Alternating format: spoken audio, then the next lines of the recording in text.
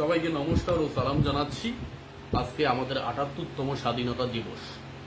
এই স্বাধীনতা দিবসকে সামনে রেখে আমরা কিছু কর্মসূচি নিয়েছি তৃণমূল ছাত্র পরিষদের পক্ষ থেকে। সর্বোপরি আমাদের ভারতবর্ষকে যারা স্বাধীন করেছে, যে বীর সৈনিকরা রক্ত ঘাম এক করে আজকে আমরা স্বাধীন ভারতবর্ষ পেয়েছি, তাদের জন্য অনেক অনেক শ্রদ্ধা ও ভালোবাসা রইল।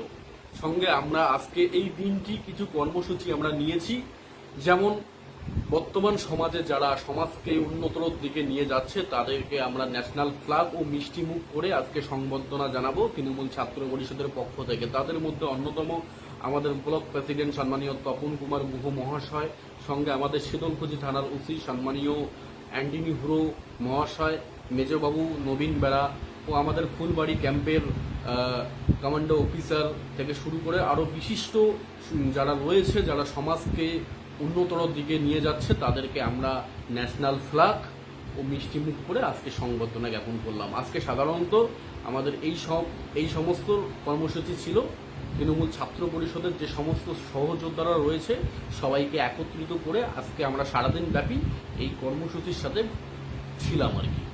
যাই হোক, সবাই ভালো থাকবেন, সুস্থ থাকবেন। জয় হিন্দ, বন্দে মাতরম, ভারত মাতা কি জয়।